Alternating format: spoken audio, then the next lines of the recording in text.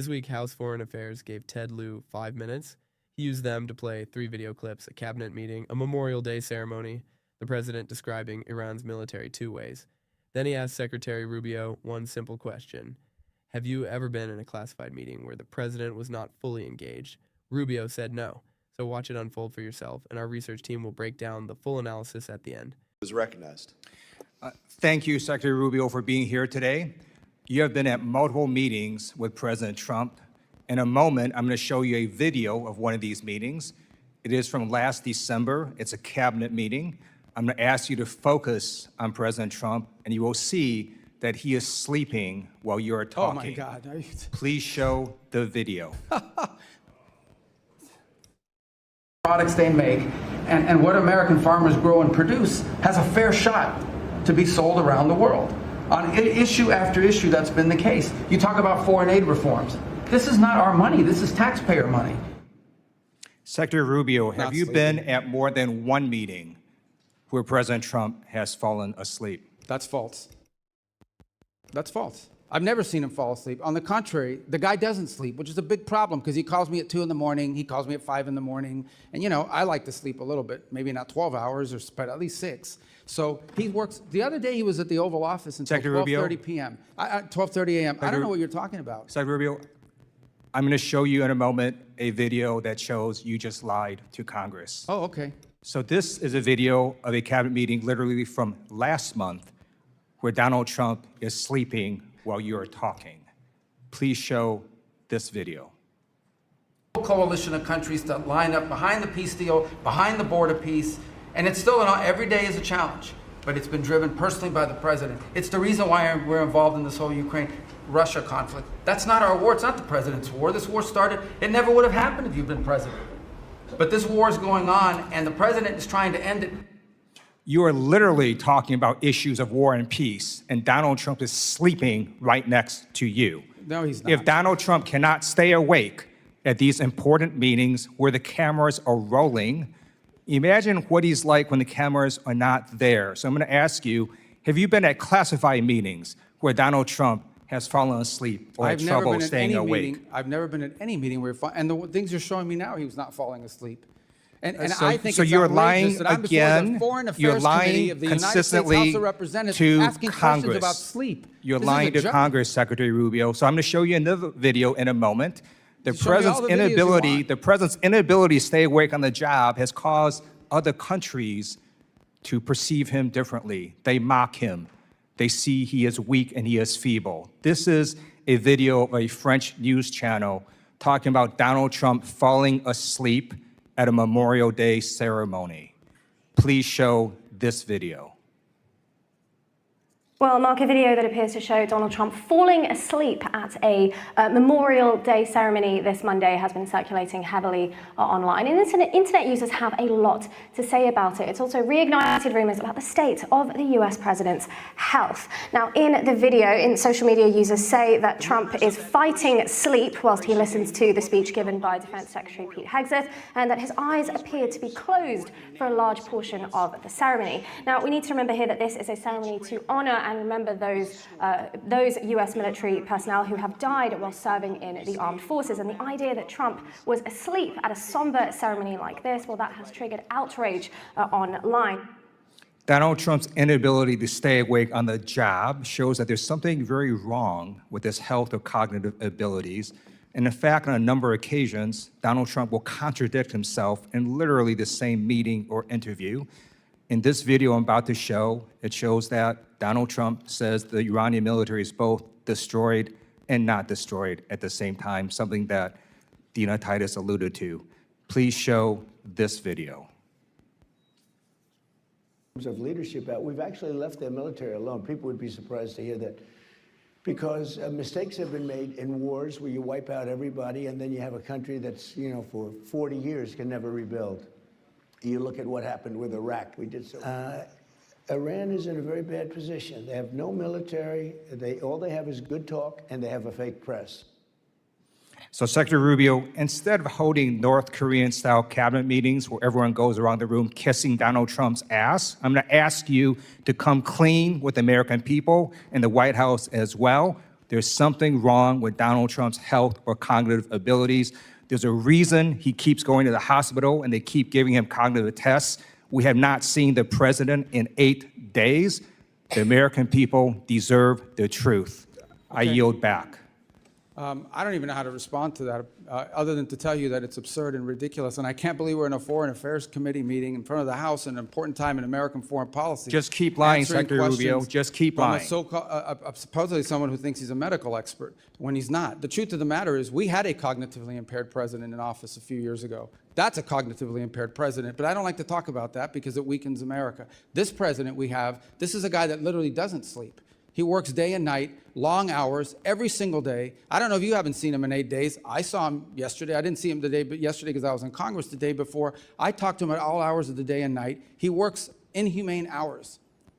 Okay, I've been on foreign trips with the president that he doesn't sleep in the whole flight. And everyone else is sleeping on the plane, and he's, wandering the hallways looking for someone to wake up and talk to that people are. So I don't know what you're referring to, but he has an incredible amount of energy. I'm just telling you, you may not like his policies. You may not like his policies, you may not like the decisions he's made, but I assure you, this is not a president that sleeps or is cognitively impaired in any way, shape, or form, and in fact is incredibly active, much more so in many cases than much younger people that are around him. Those are facts. I see it every day. You're not going to agree because you have another narrative that you want to push, but those are the facts. I just showed you 3 videos of him sleeping, Secretary Representative Rubio. Issa is recognized. What made this exchange land was that it was not built on rhetoric. Congressman Ted Lieu came into the hearing room with 3 pieces of evidence: a cabinet meeting clip, a Memorial Day ceremony clip, and a contradictory statement from the president himself about the Iranian military. Lieu asked Secretary Rubio a small number of plain questions. Rubio answered each one in roughly the same way. He denied the framing. He denied the recollection. He defended the president's energy and schedule. That is a fair set of answers. It is also a set of answers that, in a courtroom, would be tested against the tapes. Lieu wanted that test to happen in front of the Foreign Affairs Committee, on the record, with the clips played in sequence. The country can decide for itself whether the answers and the footage agree. Lieu opened by asking the secretary to focus on the president during a cabinet meeting clip from last December. The clip shows the secretary at the table delivering remarks on trade and foreign aid. The clip also shows the president beside him appearing to nod and close his eyes for stretches at a time. Lieu asked whether the secretary had been at more than one cabinet meeting in which the president had fallen asleep. The secretary answered that the claim was false. He said he had never seen the president fall asleep. He attributed any visible fatigue to a relentless schedule, saying the president calls him at 2 and 5 in the morning. Lieu pressed forward with the next clip. The secretary's defense was straightforward. He said the president does not sleep enough because the workload is enormous, not because the president is fading. He cited late-night phone calls. He cited a story about the president being at the Oval Office until 12:30 in the morning. That is a credible defense of a sitting executive. It is also a defense that is harder to verify in real time than the footage Lieu was offering to play. The clips have timestamps. The phone calls do not. The hearing record now contains both descriptions side by side. Future oversight and future reporters can compare them with everything else that becomes public over the coming months. Lieu's second clip was sourced through a French news outlet that had compiled footage from a Memorial Day ceremony. The footage shows the president at the ceremony with his eyes closed for stretches of the program.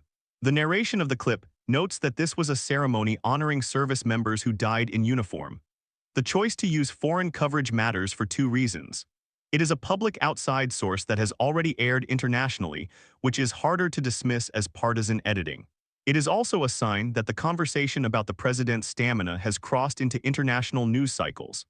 Whether or not viewers find the footage persuasive, the existence of the international coverage is itself a fact that lives in the hearing record now. Lieu's third clip was different in nature. It was not about visible fatigue. It was a clip in which the president described the Iranian military in 2 different ways within roughly the same passage. He said leadership chose not to wipe out Iran's military. He also said Iran has no military. Lieu used the clip to argue that the president was contradicting himself in real time. That is a sharper claim than the sleep claim. It moves from how the president looks to what the president is saying. Both lines of argument live in the same exchange, but they ask the country to evaluate different kinds of evidence. The sleep clips ask the viewer to look. The Iran clip asks the viewer to listen. Lieu then asked the question that may be the most consequential in the entire exchange. He asked whether the secretary had ever been in classified meetings in which the president had fallen asleep or had trouble staying awake. That question moves the conversation away from television footage and toward something the public cannot see. The secretary answered that he had never been in any such meeting. He pushed back on the framing and called the whole line of questioning outrageous given the venue. That is a legitimate complaint about the scope of a foreign affairs hearing. It is also an answer that the country will not be able to verify independently for some time. The record reflects the question being asked and the question being denied. Lieu went further than simply asking questions. He told the secretary on the record that the videos showed him lying to Congress. That is a serious accusation. It is not a casual rhetorical flourish in a congressional hearing. The phrase lying to Congress carries legal weight. By using it, Lieu put a marker down. He was not just disputing a fact. He was framing the exchange as the kind of episode that could become a referenced item in subsequent oversight, in a future Inspector General report, or in any future investigation. The secretary rejected the framing. He called the conversation outrageous. The marker is in the record either way. Lieu's most quoted line in this exchange was about the cabinet itself. He criticized what he called North Korean-style cabinet meetings in which officials take turns praising the president. That is a strong line designed to travel. It will land differently with different audiences. Allies of the administration will see it as overheated partisanship. Critics of the administration will see it as an accurate description of a real internal culture. What matters for the hearing record is that the line is now associated with the broader argument Lieu was making, which is that the visible performance inside cabinet meetings is itself an indication of governance dysfunction worth examining in public. He is asking the country to take cabinet culture seriously as a governance question. Lieu added one more piece of evidence to his case. He noted that the American people had not seen the president for 8 days at the time of the hearing. Presidential visibility is a normal data point in healthy democracies. Presidents go on vacation. Presidents go to private events. Presidents take days where the schedule is empty. None of that is alarming on its own. What Lieu was building was a cumulative argument, the sleep clips. The contradiction clip, the 8-day absence. Each individual fact has a benign explanation. The argument is that, taken together, they point toward a question the public has the right to ask about the president's day-to-day capacity to perform the duties of the office. Throughout the exchange, the secretary held his position. He denied that he had ever seen the president fall asleep. He denied that the footage showed what Lieu was claiming. He pushed back on whether a foreign affairs hearing was the right venue for a discussion about the president's sleep. He defended the cabinet culture as serious and engaged. He moved the conversation back toward foreign policy substance whenever he could. That is a normal and disciplined witness performance.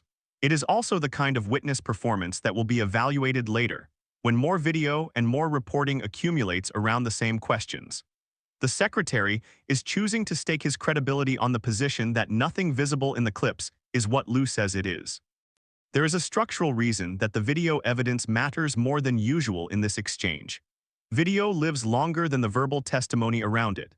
Once a piece of footage is played at a congressional hearing, the clip enters the long-term archive of how that issue was discussed. It will be embedded in articles. It will be referenced in later oversight. It will be the visual that comes up when a researcher pulls the hearing transcript out of an archive years from now. The secretary's denials will also be in the archive, but the visual record sits next to those denials. The asymmetry favors whoever brought the footage. That is why Lieu's approach was to bring footage, not just to assert the claim verbally. The secretary made a structural point that should not be dismissed. He argued that a foreign affairs hearing about American foreign policy is not the right venue for a sustained conversation about the president's sleep patterns. He is right that the formal jurisdiction of the committee is foreign affairs, not presidential health. That is a real boundary, but Lieu's counter is also structural. He argued that the president's capacity to conduct foreign policy is itself a foreign affairs question, because foreign leaders are watching the same footage and drawing the same conclusions. Both points are legitimate. The hearing is the venue where those structural boundaries get tested. It is reasonable for the witness to push back on scope. It is also reasonable for a member to argue that the scope has shifted. Lieu made an underrated point in the middle of the exchange. He said that foreign leaders watch the same clips American voters watch and that those clips shape diplomatic perception. That is true. Foreign ministries have intelligence services that watch American media obsessively. Public footage of a president appearing to fade during a cabinet meeting becomes part of how other governments calibrate their negotiating posture. None of that is determinative. Negotiators are sophisticated. They factor in many signals. But the visual record of a presidential cabinet does shape how seriously other capitals take American statements. That is why Lieu insisted the question about sleep was, in fact, a foreign affairs question. The Foreign Affairs Committee was, on his account, exactly the right venue. The follow-up reporting on this exchange will likely focus on two streams of documentation. The first is the unedited cabinet meeting footage. Cabinet meetings are routinely filmed for archival and presidential record purposes. Those tapes exist. They can be requested through normal presidential records processes eventually. The second stream is the contemporaneous notes that staffers take during those meetings. Senior officials and their deputies take detailed notes for institutional memory.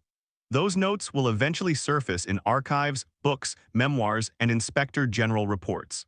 None of that will move quickly, but the record will fill in over time. When it does, the answers given at this hearing will be read against everything else that has emerged in the meantime. Step back for a moment. Most congressional hearings are conversations. A member asks a question. A witness answers. There is some rhetorical jousting. The transcript is dry. This hearing was different. Lieu effectively turned his 5 minutes into a video evidence presentation with the witness in the chair as the live audience. That is a tactic that requires preparation. The clips had to be cleared, the order had to be set, the narrative had to flow. Whether or not one agrees with the underlying argument, the format itself is unusual enough to mark this exchange as one that will be cited in future studies of how congressional hearings actually function. Lieu was using the hearing as a presentation venue, not just a question venue. There are two markers worth watching after this exchange. The first is the cadence of presidential public appearances over the next several weeks. If the president resumes a normal schedule with longer events and live unscripted moments, the case Lieu was building loses some of its weight. If the 8-day pattern continues, the case strengthens. The second marker is whether other members on the committee, in either party, pick up the question of cabinet culture and presidential capacity in subsequent hearings. If they do, this exchange becomes a foundational reference. If they do not, it becomes a single moment without a follow-up. Either outcome is informative. What you do not want to do is treat the exchange as either fully decided or fully meaningless. It is worth lingering on the specific phrase Lieu used. Lying to Congress is not a soft political term. It is a phrase tied to specific federal statutes that govern testimony. Members of Congress do not use it casually because it gets quoted back at them. By using it on the record, Lieu was either signaling that he believes the standard has been met, or he was creating a marker that future oversight inquiries can cite. Either reading is significant. The secretary, for his part, did not engage with the legal weight of the phrase. He pushed back on the framing without responding to the legal implications. The phrase now sits in the transcript, attached to the specific factual claim, available to anyone reviewing the record in the future. There is a broader governance lesson underneath this exchange.